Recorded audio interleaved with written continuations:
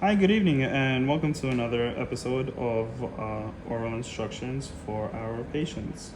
Today, we are presented with our patient, Marcel, who is currently having some very deep, deep bone loss and is almost in bad luck of losing his teeth. Marcel also does he did fill out his medical history, and he did inform us that he does have Sjogren's disease, which unfortunately in his case does cause xerostomia and also does cause bad breath, or also known as halitosis, which unfortunately, because of the Sjogren's disease, causes the dry mouth, which in Marcel's case can lead to recession, can also lead to poor oral care. As you can see, that Marcel does have does have a silver filling. He also does have a filling on his central incisor tooth, and he did lose a tooth on his lower left. In today's video, we are going to be discussing some oral healthcare instructions, and first we're going to start off with C-shaped flossing technique. So what you should do as any patient or as a dental hygiene professional is you should get yourself a lengthy piece of floss, wrap it around your middle fingers, and give yourself enough space in order to go in and out between each tooth. So C-shaped flossing technique, basically how that goes is I'm going to demonstrate on Marcel's anterior teeth. If you could open a little bit bigger for me, Marcel, please, and thank you. What it does is you insert the floss and you should hear a clicking or a snapping sound. And then once you get in, it's okay to go under the gum. Sometimes the patient will bleed. That is totally normal. That's in order to help get rid of the bacteria that's under the gums. And what happens with the C-shaped floss is basically you take the floss and you hug the tooth and you move back and forth or up and down, and you floss the area, and then you come out.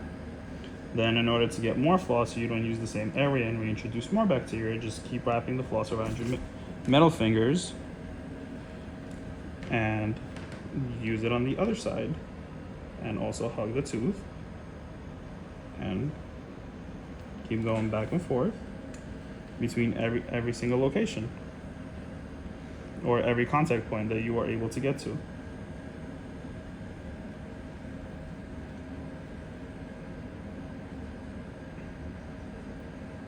Now in Marcel's case, unfortunately, he also did lose his tongue. And what I wanted to show next is with the toothbrush that we have here provided from Colgate, is that some brushing techniques in order to help debride the area or debride the teeth of any underlying bacteria that he might have under the gum. So with a soft bristle toothbrush, what you're going to do as any patient or as any provider is to ensure that the patients know what they're doing. And then instead of scrub brushing, which is going super hard and damaging your gums, how you have here in the front, which is called gingival recession, you should tilt your toothbrush at a 45-degree angle and slightly going over the gums and going in a circular motion. What this does is that this allows the bristles to go up to 3 millimeters into the sulcus or underneath the gum in order to clean out any bacteria. And you will just move the toothbrush around in circular motions at a 45-degree angle in order to clean all the teeth. I know this might take a little bit longer, but this will definitely be a better option instead of scrub brushing and damaging your gums even more, especially in your front teeth. Because your front teeth, what most patients don't realize is that they go super hard, and because when they go super hard, the gingiva or the gums recede further upward, meaning that there's more tooth showing, causing more bacteria in order to accumulate on those areas and start rotting the teeth.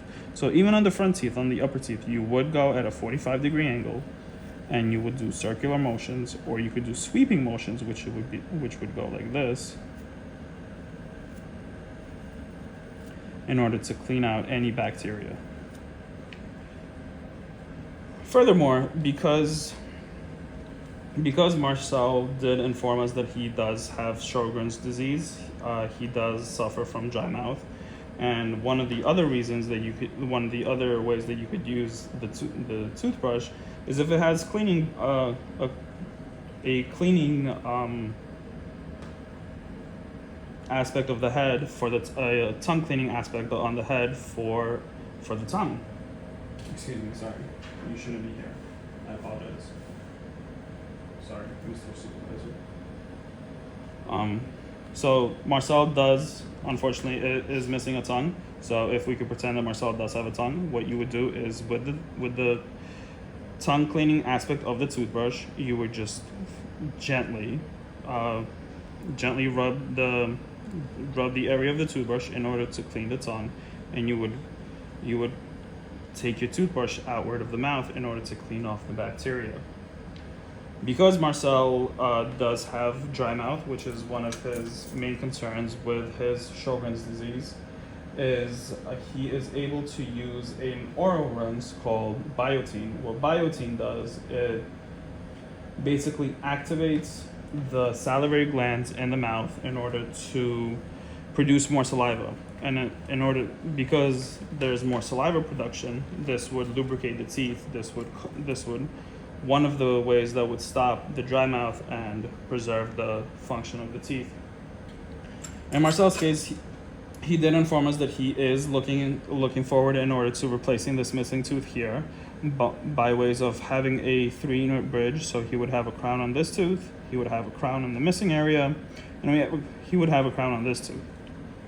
So because there's a missing area here, he would not be able to floss in between this area because the bridge would be connecting.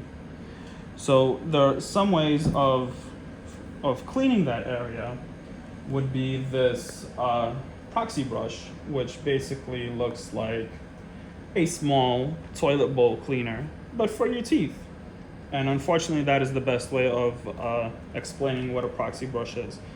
Unfortunately, I don't have any with me, but what the concept of a proxy brush is, you would go underneath the restoration or underneath the crown that would be here, and you would clean out the area with the proxy brush in a sweeping motion, and you would take it out in order to clean any food debris or any bacteria that does accumulate there, in order to prevent any more damage to the gums and to the teeth next to it. Another way of cleaning underneath a bridge would be called what a super floss is. And a super floss is basically a floss with a thicker thread towards the end. And what happens is you would insert it underneath the restoration, clean the area in a sweeping motion, and you would take out any accumulation of bacteria, food, or anything of that nature in order to preserve the gum and the area that's there. I hope this was informative. I hope that you learned a little something new in regards to your oral healthcare, Marcel, and I hope to see you again in 3 months because I do need to take care of your gums. Thank you.